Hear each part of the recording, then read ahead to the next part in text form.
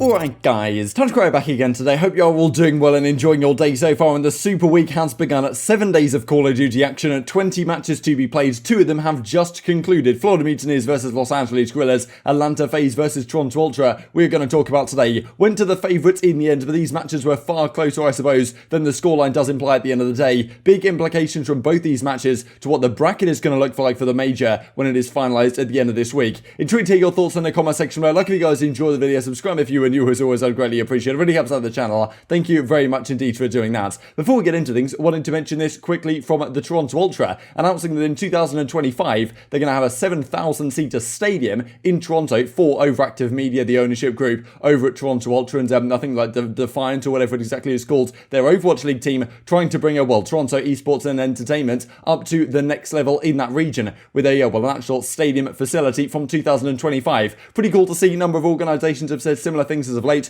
Cool to see it's in the works for a few years' time. I'm sure once everything is hopefully back to normal. Just wait until our home series is held here. Some promotional, images that they've mocked up right here of what this stadium could potentially look like. This is what they're going for. I mean, this honestly would be so cool to see. I can't wait to see COD played in this stadium. If it does happen, if Call of Duty is still around in 5 years' time, I am pretty confident indeed it will be. Starting, of course, today then with the Super Week. So, as Scrum points out here, these were the standings before today's matchup. So, Atlanta FaZe currently 2-0, leading that group, and then Ultra just behind them at 1-0, right? So this was actually a really big matchup for seeding right here, and given that the Florida Mutineers are also in that pool, in addition to LAG and such, all of today's matches were teams from Group B. That would have had huge implications if Ultra were able to pull off the upset against FaZe, because that would have meant, okay, they moved to 2-0, FaZe dropped down. What does that mean for OpTic, right? Maybe if Mutineers win or lose, depends exactly where they're going to be finishing up. Top 3 only from the group go onto the winners bracket at the major event, and of course, if you start from losers, your chances of winning the tournament are basically non-existent. So honestly, clearly you want to get in the winners bracket, and these matches are a big step towards doing so. The first one of the day was the Florida Mutineers LAG. These were our predictions of breaking point for the day. Finally, I go for the favourites, and they actually works out as expected. Florida Mutineers, Atlanta FaZe were the favourites in these matchups for sure, but I certainly thought these matchups could be close. I think I predicted FaZe Ultra to go to a Game 5. The first one I predicted a 3-1 Florida Mutineers. That is how it worked out, but not exactly as we expected. I tweeted this out, as you can see, Neptune right here goes on a 3-kill streak, then finds 3 grenades lying at his feet right here on a Crossroads hardpoint. This was a really impressive map from LAG, right? They've played this a lot. aBeZy seems to really like this map. The rest of the guys, Silly especially, had a great performance here on map number 1, and a map that Mutineers actually demolished FaZe on at the Kickoff Classic, like 250 to 120. This time around, it was completely the other way around. Guerrillas beat Florida 250 to like 130. Some big questions, right? What's going on with Florida? Are LAG just so much better than we expect? Why is Florida's, why is their respawn not living up to the standards that we might expect out of a team like this? But, they certainly turned it around for the rest of the series. But still somewhat surprising that a team of this caliber just gets completely blown out. But at the end of the day, that is Crossroads hardpoint. That is, liable to happen on occasion. This also, I'm pretty sure the CDL took my exact image. Is this the exact frame? Was it not quite the exact frame? I think they just took my exact image. It's all good. Don't blame them at the end of the day. It was a good tweet. As decent reply. They got a fair few likes as well. And then, this was map number 1. Impressive start from the series from Los Angeles Guerrillas. They upset Mutineers map 1. KDs, as you can see right here, not really, great performances out of Neptune especially, and Slacked we maybe expected to see, and we certainly did see in the latter part of the series. As EasyMax says, LAG plus 64 on P2 on that hardpoint really gave them the advantage in that one. But then we go to game 2 on Miami, and this was a massive bounce back, right? Because LAG Search and Destroyers looked solid. This was pretty much a must win from Florida, because they had to win this series against LAG and up against Paris Legion if they want a chance of fighting for winners bracket. They do so right here. Awakening and Skies go 20-6 combined. I mean, I put the Krigs in these guys' hands. There was just no stopping them at all. The Los Angeles Guerrillas could not compete with the gun skill these guys were putting down range here on Miami. They win this one pretty comfortably in the end, and I think a 6-3 fashion. Then it goes to the control, and this honestly, it seemed like Florida were comfortable, but this massive 4-piece from Vivid in the end of the 4th round, I believe, gets them to the point where Los Angeles Guerrillas do manage to win that round, but then the Florida Mutineers have defense once again and close out very comfortably indeed. I mean, Skies, a number of the guys really, I think it was Slacked especially, and Slacked and Skies and Awakening and Neptune all turned out when it mattered, right? And that's what's really impressive about this Florida team. All of these guys have had their moments, and especially with Slacked coming into into this team as he has done, well, not exactly expected to be putting up the numbers that, maybe FeLo would have done, but certainly still doing his job here. We'll see that in the hardpoint as well. And Los Angeles Guerrillas really just don't seem to have the slang when it matters, right? They have some highlight moments here and there, but when it comes down to actually winning your gunfights on a consistent basis and outslaying a team, which of course you need to do in control more often than not, it just doesn't seem to happen. And they couldn't get their defenses, well, they couldn't get their offenses rolling, and Mutineers got close on some of their offenses. That means they get defense round 5, and therefore, well, they closed out the map in a pretty impressive fashion. Then we go to Garrison once again, and this one, Florida, finally looked like more like themselves. They really turned up these last couple of maps. The slaying power is absolutely there from this Mutineer squad. I think Sky started off pretty poor. He was 12 in 17, then he was 13 in 19, but he absolutely turned it around towards the end. You can see another 3 times multi-kill to finish off the map, 250 to 172.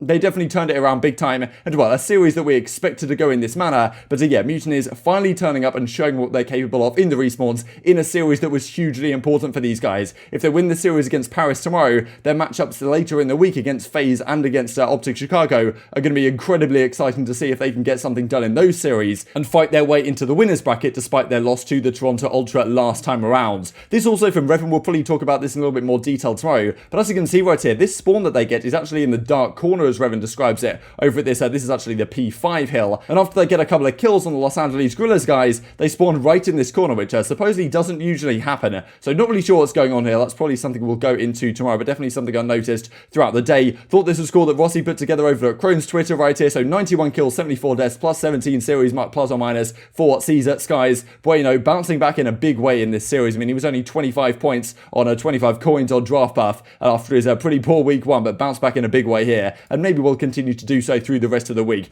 Thought this was pretty interesting as well. So Neptune tweets, GG's to LAG, we end up winning the job. And Saints comes back, LeBron AVI, so he's got LeBron in his AVI right here. And TJ says, look, kid thinks he's Bron, good win, Travis, but at the end of the day, you're not quite that level of player quite yet. But yeah, Neptune's certainly still getting there. The pros having a little bit, of course, Saints not technically a pro anymore, but maybe he'll get back in the pro league at some point on the New York Subliners Academy at the present time. Yeah, having a little bit of dig there at Neptune. And it seems like a lot of the pros like to throw some slide digs at Neptune. Obviously a very talented player though, so we'll have to see what the future holds for these guys. But yeah, very impressed with this team once again over at the Florida Mutineers. Then we go into the next series, right? FaZe versus Ultra. This was the one that I was really excited for because, well, these two teams could, on paper, have been really, really closely matched, and I still think they are. This series certainly could have gone the distance. I mean, this map number 1 was just incredible here on Raid Hardpoint. Honestly, one of the best maps I've seen so far this year. Toronto should have won it. FaZe kind of choked one of their setups big time over at that garage hill, and then their rotation over to basketball court wasn't ideal, but they break in spectacularly at the ends, and then that middle hardpoint, it was just a phenomenal finish. They pinched them all 4 different directions, and just closed out the game 250 to 247. Ultra certainly should have won it. If I was them, I'd probably have lost FeLo after that one. But they do brush it off kind of nicely. But what a map, man. I mean, Raid Hardpoint, doesn't matter if it's a 250 to 50 or a 250 247. It's just so good to watch. The spawns, the rotations, they make perfect sense. Yeah, absolutely beautiful to watch. And then the rest of the series actually continues out on Raid as well. The first 3 maps of the series were Raid. Wonderful to watch, as you can see here. FaZe just about closing out 250 247. That was a hugely important map for them. But then they go into the Search and Destroy and Raid. And despite FaZe looking super good last week against OpTic Chicago, they didn't play Raid in that series, and clearly Toronto very well practiced on this map. They go up 4-0. Honestly, they looked like they were going to throw it away. There was a couple of rounds that they maybe should have won. One that Bance, despite performing really well, he kind of threw a kill away to Cellium, and then Cellium clutched a 1v2. They just about get the job done in the end. Closes out 6-3, but yeah, certainly squeaky bum time towards the end of that one. And then we go into the control, and this is where Simp decided to take over the game, right? And this is what is so scary about Simp and really this entire team. The fact that when Simp decides, and aBeZy as well had a good map here, to just take over the map, there's not really too much you're going to do about it, right? And you can make a credible case right now, especially with the statistics that Simp has put up so far this season. We're only a couple of series into the season, of course, but this guy's stats have already been absolutely incredible once again. And when you watch this guy play, I mean, the 3 pieces he pops, I mean, it's honestly just unbelievable what this guy's able to do. Right here he goes 22 in 9. I mean, that's pretty unprecedented in control, especially with the 74U in hand. And yeah, they completely close out the series. Honestly, round 2 was super cool right here. Like, they got a clean 4 dead, really when it mattered on Toronto Ultra.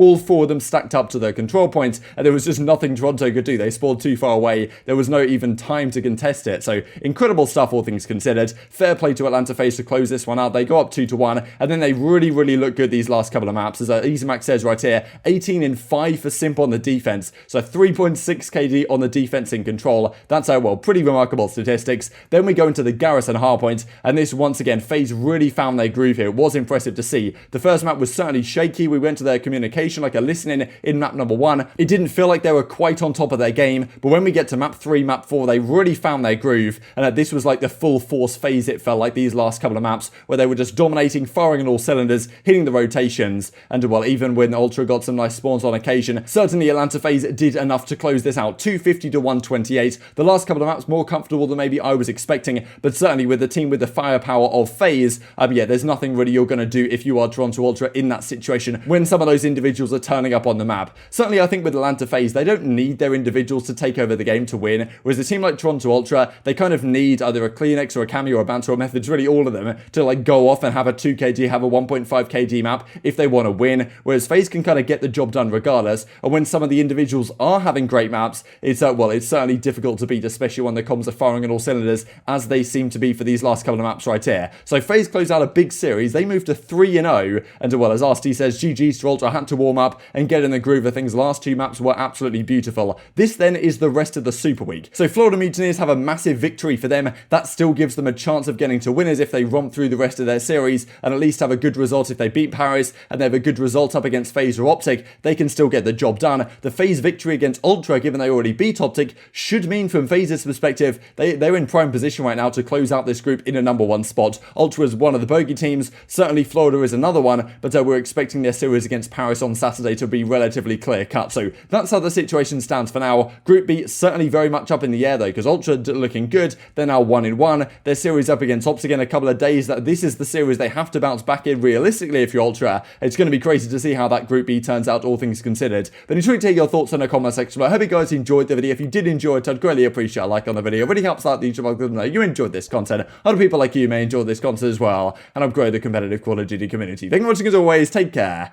and I will see you next time.